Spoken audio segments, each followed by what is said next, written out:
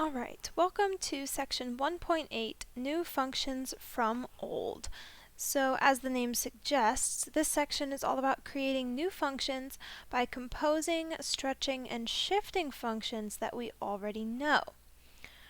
Alright, so our first example, we are going to find explicit formulas in terms of x for the following functions and describe in words how the graphs of the following functions differ from f of x is equal to x squared.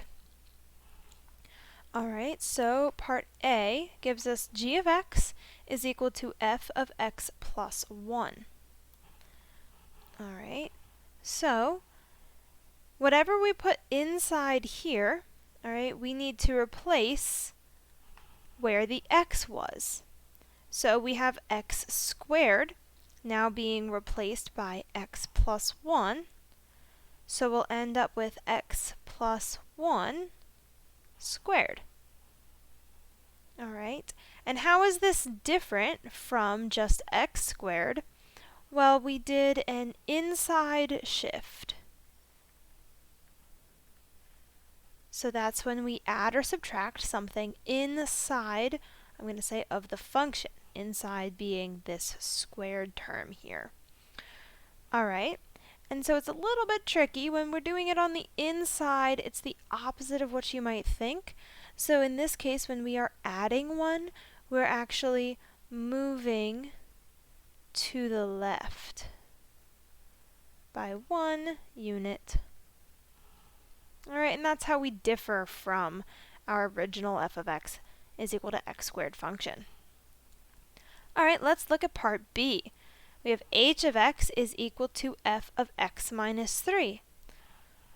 Well, similarly, we have to replace x with x minus 3, and then that whole quantity is squared. So again, we did an inside shift. This time we subtracted.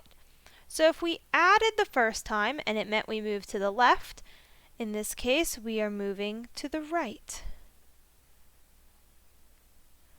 How many units? Well, 3 units. Because we are subtracting 3. Alright, and part C, we have j of x is equal to f of x plus pi. So again, we're doing a positive inside shift, which means we are moving to the left by pi number of units, and our function looks like x plus pi squared. Alright, so now that we've talked a little bit about shifting of functions, let's talk about composition of functions. Alright, so a composition of functions, this is when we use the output of one function as the input of another function. Alright, don't get too wrapped up in that wording now in a moment. We are going to do a ton of examples, okay? And we also have various ways of writing this. So we write a composition of functions of, let's say, the functions f and g, both functions of x, as f of g. Alright, this little O circle deal is read of. Okay, or we can write f of g of x, and we see that g of x is being used as the input for f. G of x used as input for f. Alright, and like I said, we're going to be doing some examples with this.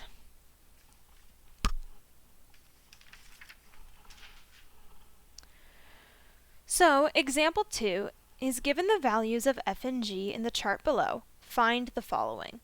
Part A is g of f of 6. All right, so this is a composition of functions where we're using f of 6 as the input for our function g. So we always want to start from the inside and work our way out. That's the way we're going to handle problems like these and help us process them a little bit simpler. All right, so the first thing we want to find is f of 6. So let's come up to our table, look at the row corresponding to f, and find the column corresponding to 6. So f of 6, our answer is, if I could get a highlighter, 3. All right, so f of 6 is 3. So now I can rewrite g of f of 6 as g of 3. Right, so this was the output of f of 6, and we're using it as input over here in our other function, okay? Maybe that makes the definition a little bit easier to swallow. All right, let's do it again. Let's try it again. Here we have f of g. All right, so part A was g of f, and here we have f of g. So, again, working from the inside out, we're first going to look at g of 2. So we need to come over to the g row, g of x, and the 2 column, and we find that g of 2 is actually 2. All right, so g of 2 is 2. So we can rewrite f of g of 2 is just f of 2. All right, and I realized I didn't even finish part A over here. G of 3, well, we go to the g column, g row, the 3 column, and we get 10. And so then to wrap up part B over here, we go to the f row, the 2 column, and -4. All right, so just to summarize, start from the inside out, so we find what the inside function evaluates to. Take that output, plug it into our outside function, and use it as our input. All right, let's see if I can redeem myself by doing example C here. So here we have g of 6. So you can even compose a function with itself. All right. So in this case, our inside function is g of 6. All right, so g row, 6 column, answer is 2. So g of 6 is 2. So now, instead of g of 6, I have g of 2. And we got to finish it off. We have one more step. We need to go back to the g row and go to the 2 column to find our final answer is 2. There we go. All right, so now we've worked with some composition of some functions using a table. Now, example 3, we're going to actually use full equations. All right, so in this case, f of x is 3x minus 1, and g of x is 1 minus x squared. So we need to find part A, which is g of f of 2. So we got to work inside out. So we need to find f of 2 first. Well, f of x is 3x minus 1, so we're just going to plug in a 2 everywhere we see an x. So we have 3 times 2 minus 1. 3 times 2 is 6 minus 1. That gives us 5.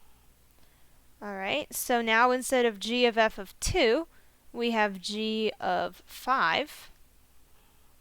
All right, so then we can come back over here and say, well, g of 5, well, g of x was 1 minus x squared. So we're just going to plug in a 5 everywhere we see an x.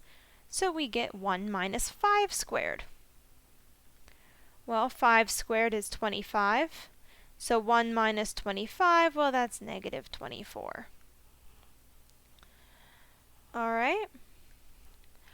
So g of 5 is negative 24, and that is our final answer. So g of f of 2 evaluates to negative 24. All right, let's do another one, part B. We have f of g of x. So this one we don't have a number that we're evaluating at the beginning. We're just starting with g of x. So there's nothing we need to do as evaluating the inner function, okay? Instead, we need to plug the entirety of g of x, into f of x wherever we see an x.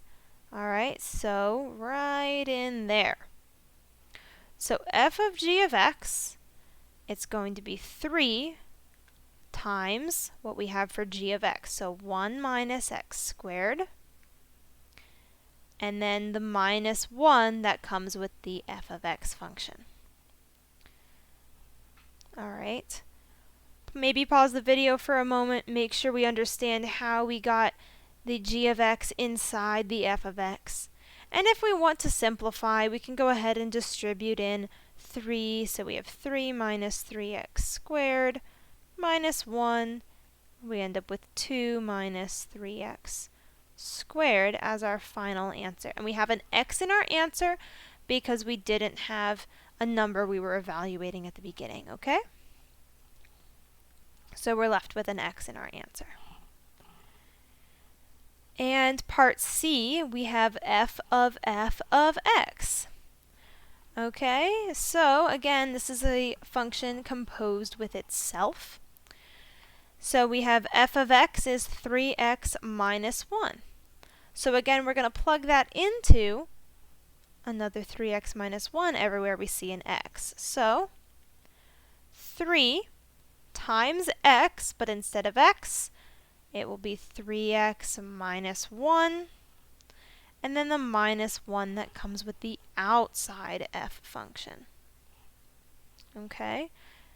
And again, we can simplify. If we want to distribute in the 3, we'll get 9x minus 3 minus 1. So we end up with 9x minus 4 as our final answer. So again, we end up with an x in our answer because we didn't start with a value that we were evaluating at. Alright, so let's dig a little deeper into these graph transformations. So a few notes on graph transformations. If we start with, start with a function, or I'll say a graph, of some function f of x. Alright. Then y is equal to f of x plus some number k. Well, that is the graph of f of x moved up or down k units.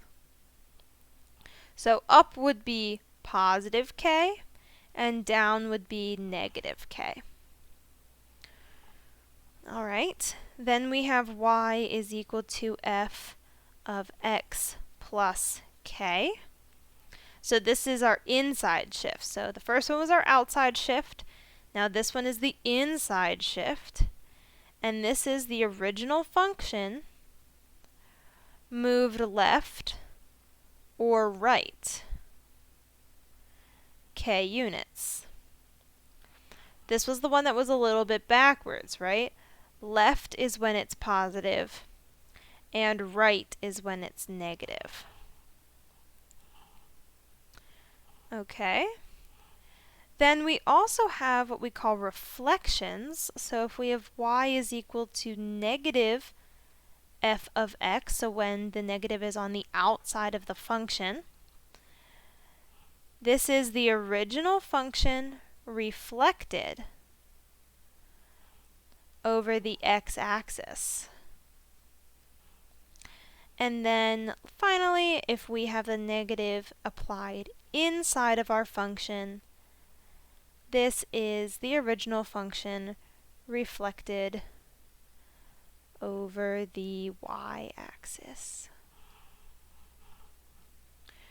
Alright, so now that we have these bits of information in front of us, let's go ahead and tackle example 4. So example 4 gives us a graph of f of x. That's this one right here.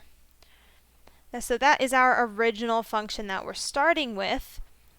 And this picture is in the way. There we go. Match the following functions with the correct graph.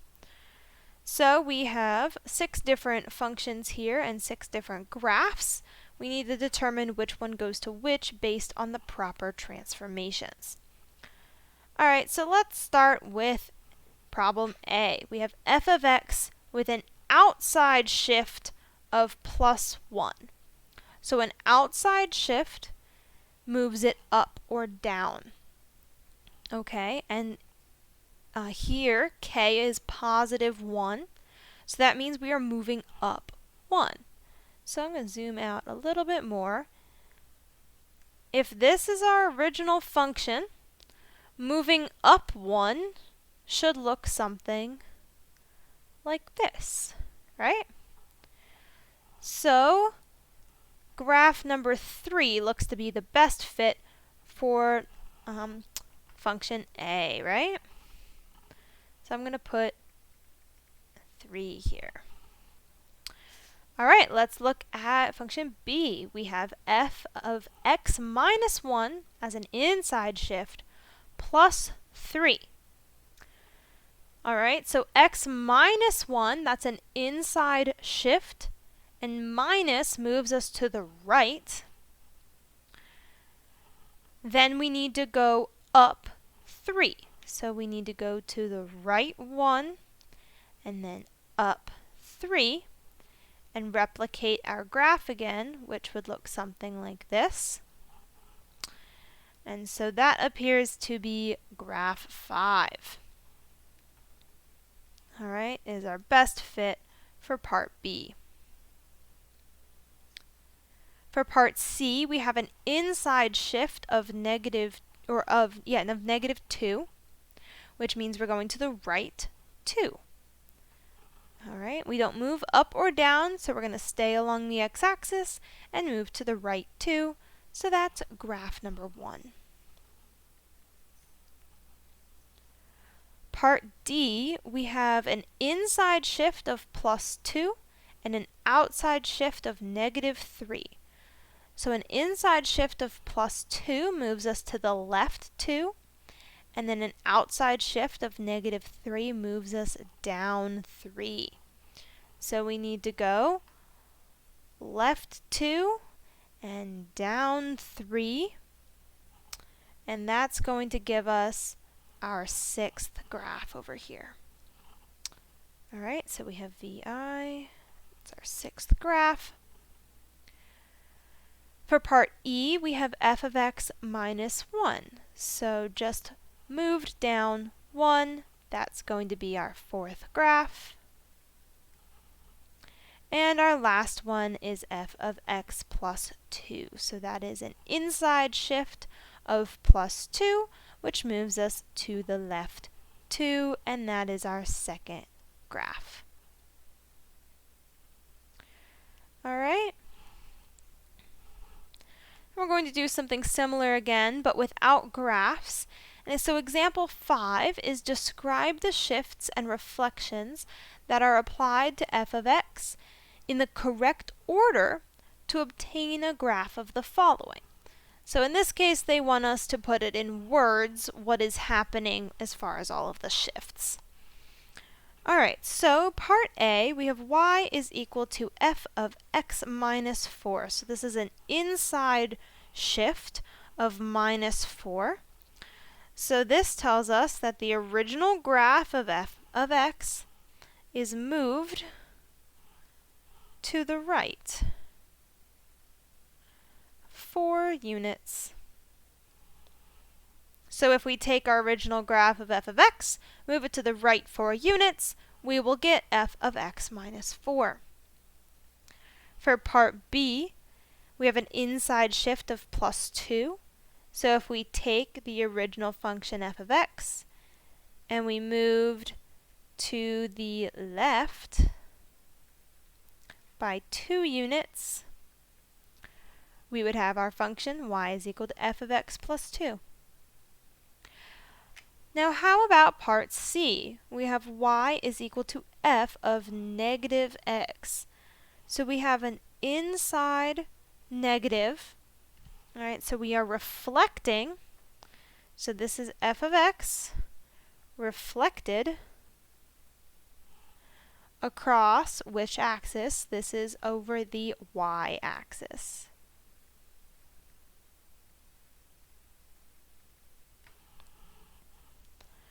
Alright, part D, we actually have 2 negatives going on around here. We have 2 reflections. And if we look back up at our question, it asked for the correct order. Alright, so we've only had 1 transformation in all of these so far, and now we have 2. So we need to come up with the correct order. Well, the correct order is everything on the inside first, and then the outside next. So first we'll take f of x, and we'll reflect it over the y-axis as before. So reflected over the y-axis. That's our inside negative. And then reflected over the x-axis. And that is our outside negative. Similarly, for part E, we have an inside transformation and an outside transformation. So we have to take f of x, we have to move it to the left, 2 units, and then moved down 5 units. 5 units. Finally, we have f of x plus 9, so we only have 1 transformation going on here, and all we have to do is take f of x and move it up 9 units.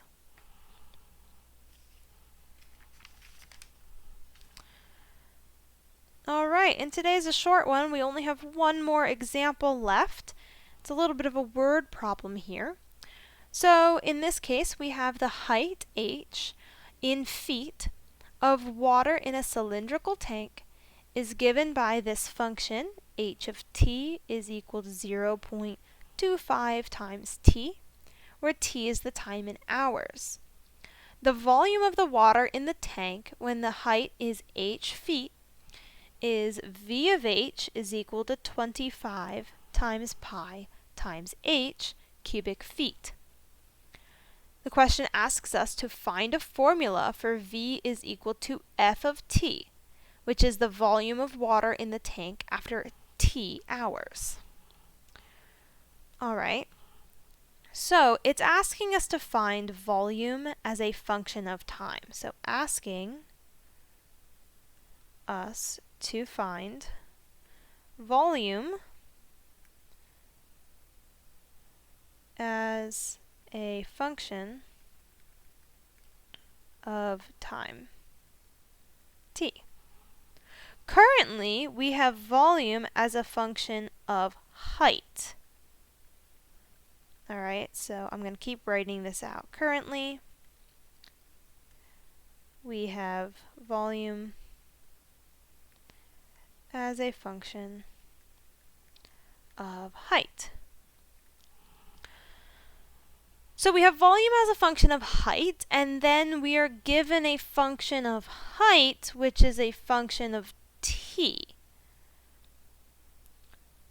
So, based on how we have learned about composition of functions, we need to compose the volume function with the height function.